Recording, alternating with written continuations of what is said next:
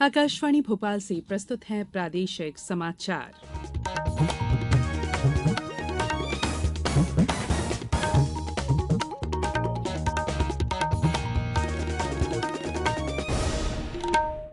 नमस्कार, समाचारों के साथ मैं संयुक्ता बैनर्जी। सबसे पहले बुलेटिन के मुख्य समाचार। प्रदेश में लागू होगी राज्य मिलेट मिशन योजना, 2 साल में खर्च होंगे 23 करोड़ रुपए। 50,000 करोड़ के निवेश से होगा बीना रिफाइनरी का विस्तार, 2,000 युवाओं को मिलेगा रोजगार। और ग्वालियर की जीवाजी यूनिवर्सिटी मध्यप्रदेश की नंबर 1 यूनिवर्सिटी बनी, नैक रैंकिंग में A++ ग्रेड। अब समाचार विस्तार से। मुख्यमंत्री शिवराज सिंह चौहान की अध्यक्षता में मंगलवार को कैबिनेट ने राज्य मिलेट मिशन योजना को मंजूरी दे दी। इसके अंतर्गत राज्य में होने वाले सरकारी आयोजनों में भोजन व्यवस्था में एक व्यंजन मोटे अनाज का होना अनिवार्य रहेगा। ये योजना 2 वर्ष के लिए वर्ष 2023-24 और 24-25 के लिए होगी और इसमें 23 करोड़ 25 लाख रुपए व्यय किए जाएंगे। ये भी निर्णय लिया गया है कि योजना के तहत किसानों को मोटे अनाज के उन्नत प्रमाणित बीज सहकारी और शासकीय संस्थाओं से 80% अनुदान पर उपलब्ध कराया जाएगा। योजना संचालन की मॉनिटरिंग के लिए कृषि उत्पादन आयुक्त की अध्यक्षता में राज्य स्तरीय समिति गठित की जाएगी। मिलेट फसलों के उत्पादन, प्रसंस्करण और विपणन को बढ़ावा देने के लिए किसानों के प्रशिक्षण कार्यक्रम और राज्य के बाहर अध्ययन भ्रमण होंगे। कैबिनेट ने गेहूं निर्यात पर मंडी शुल्क प्रतिपूर्ति संबंधी विभागीय अधिसूचना 7 अप्रैल 2022 में संशोधन की स्वीकृति दे दी है। इसके अनुसार प्रदेश के किसी भी कृषि उपज मंडी क्षेत्र में निर्यात के उद्देश्य से क्रय की गई अधिसूचित कृषि उपज गेहूं पर मंडी फीस की प्रतिपूर्ति का लाभ प्रदान करने पर विचार किया जाएगा।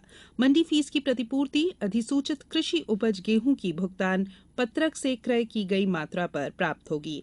बैठक में ट्रांसजेंडर को मध्यप्रदेश पिछड़ा वर्ग की सूची में शामिल किए जाने की स्वीकृति भी दी गई।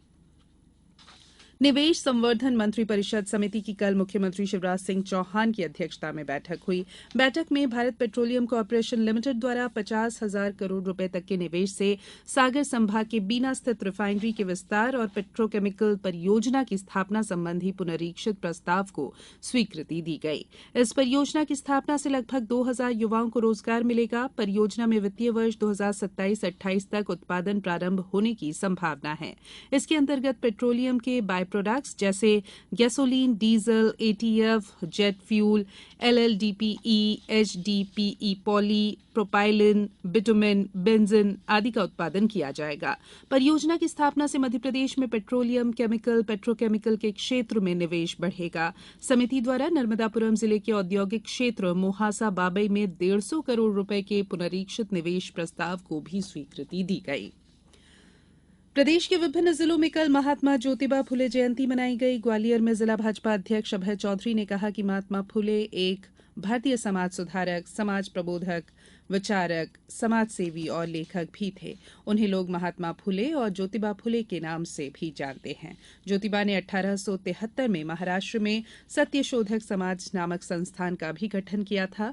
रायसेन जिला कलेक्टर कार्यालय में आयोजित कार्यक्रम में जिला पंचायत सदस्य राजेंद्र सिंह बघेल और कलेक्टर अरविंद दुबे द्वारा महात्मा ज्योतिबा फुले के चित्र पर माल्यार्पण कर उन्हें नमन किया गया। मुख्यमंत्री लाडली बहना योजना में मंगलवार तक 83 लाख बहनों के प्रपत्र भरने का काम किया जा चुका है। 13 अप्रैल को बड़वानी जिले के निवाली में लाडली बहना सम्मेलन होगा। 19 अप्रैल को हरदा जिले के टिमरनी और सिवनी जिले के केवलारी में 20 अप्रैल को लाडली बहना सम्मेलन प्रस्तावित है।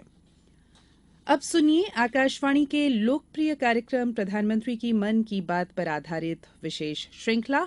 आज की कड़ी का विषय है पोषण अभियान। संतुलित और पोषक भोजन हम सभी के लिए जरूरी है, विशेष रूप से महिलाओं और नवजात शिशुओं के लिए, क्योंकि यही हमारे समाज के भविष्य की नींव है।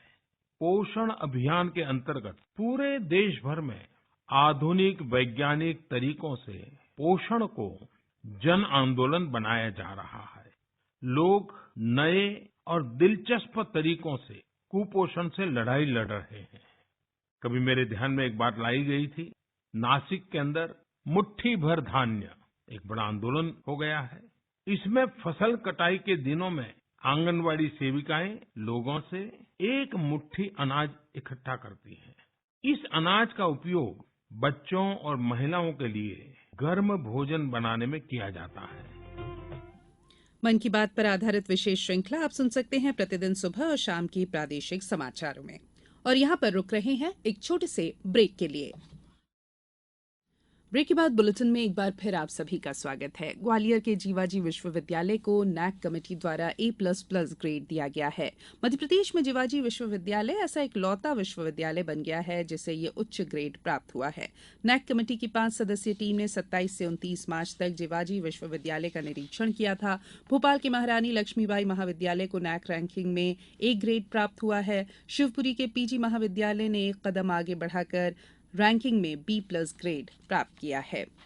कर्नाटक में आगामी विधानसभा चुनाव के लिए भाजपा ने कल अपने 189 उम्मीदवारों की पहली सूची की घोषणा की। भाजपा महासचिव अरुण सिंह ने कहा कि कर्नाटक के मुख्यमंत्री बसवराज बोम्मई शिग्गांव विधानसभा सीट से चुनाव लड़ेंगे, जबकि राज्य में मंत्री शशिकला अन्ना साहेब जोलेनिपन्नी सीट से पार्टी की उम्मीदवार होंगे। प्रदेश के कृषि मंत्री कमल पटेल ने बताया कि किसानों से ग्रीष्मकालीन मूंग समर्थन मूल्य पर खरीदने का निर्णय लिया गया है। मूंग खरीदे जाने से किसानों को लगभग 2 गुना फायदा होगा। सरकार समर्थन मूल्य पर 7,225 रुपए प्रति क्विंटल की दर से खरीदी करेगी। प्रदेश के 53वें जिले मऊगंज के गठन को लेकर राजस्व विभाग ने अधिसूचना जारी कर दी है। राजस्व विभाग ने नए जिले की सीमा क्षेत्र को लेकर 1 महीने में आपत्तियां मांगी है। नवगठित होने वाले जिले में मऊगंज, हनुमना और नईगढ़ी तहसीलें होंगी। प्रदेश में प्रतियोगी परीक्षाओं के लिए वन टाइम परीक्षा शुल्क का निर्धारण जल्द होने की संभावना है। इसके संकेत मुख्यमंत्री शिवराज सिंह चौहान ने कल युवा महापंचायत की घोषणाओं के क्रियान्वयन की समीक्षा बैठक में दिए। मुख्यमंत्री ने कहा कि बेरोजगार युवकों पर प्रतियोगी परीक्षाओं के लिए वन टाइम परीक्षा शुल्क लेने का फैसला लेने का उद्देश्य उन्हें आर्थिक बोझ से बचाना है। मुख्यमंत्री शिवराज सिंह चौहान ने कल स्व सहायता समूहों के संकुल संगठनों की बहनों के साथ संवाद किया। उन्होंने कहा कि आजीविका मिशन में अब तक 51 लाख से अधिक बहनें जुड़ चुकी हैं। जब तक हर गरीब बहन इस मिशन से नहीं जुड़ जाती तब तक हम चैन से नहीं बैठेंगे। अब कुछ समाचार संक्षेप में। माखनलाल चतुर्वेदी राष्ट्रीय पत्रकारिता और संचार विश्वविद्यालय के कुलपति प्रोफेसर KG सुरेश ने कहा कि सामुदायिक रेडियो ग्रामीण विकास को तेज करने का एक प्रभावी माध्यम है। उन्होंने बताया कि ट्रांसमिशन स्थापना के साथ ही रेडियो प्रसारण की प्रक्रिया अंतिम दौर में पहुंच गई है। रीवा संभाग की कमिश्नर अनिल सुचारी ने कल परिवहन विभाग के कार्यों की समीक्षा करते हुए कहा कि वाहनों के पंजीयन और अन्य मदों से होने वाली राजस्व की प्राप्ति लक्ष्य के अनुसार की जाए। बैतूल की भीमपुर तहसील के ग्राम आमढाना और देसली के 8 श्रमिकों को बंधुआ मजदूरी से मुक्त कराया गया। जिला पंचायत रायसेन की कल सामान्य सभा और सामान्य प्रशासन समिति की बैठक हुई। मुरैना जिले के पहाड़गढ़ जनपद पंचायत की निरार पंचायत में निरार माता पर वार्षिक मेले का आयोजन पंचमी से शुरू हो गया। मुख्यमंत्री लाडली बहना योजना के तहत विदिशा जिला प्रदेश में 17वां और संभाग में दूसरे स्थान पर है। सतना जिले में मुख्यमंत्री लाडली बहना योजना में शिविरों के माध्यम से कल तक 2,18,038 महिला हितग्राहियों के ऑनलाइन पंजीयन किए गए। और ग्वालियर जिले को प्रदेश सरकार ने 44 करोड़ 90 लाख रुपए लागत की टिकटोली सूक्ष्म सिंचाई परियोजना की सौगात दी है। अंत में बुलेटिन के मुख्य समाचार एक बार फिर। प्रदेश में लागू होगी राज्य मिलेट मिशन योजना। 2 साल में खर्च होंगे 23 करोड़ रुपए। 50,000 करोड़ के निवेश से होगा बिना रिफाइनरी का विस्तार। 2,000 युवाओं को मिलेगा रोजगार। और ग्वालियर की जीवाजी यूनिवर्सिटी मध्य प्रदेश की नंबर 1 यूनिवर्सिटी बनी। नैक रैंकिंग में A++ ग्रेड। बुलेटिन में इतना ही। इजाजत दीजिए। नमस्कार।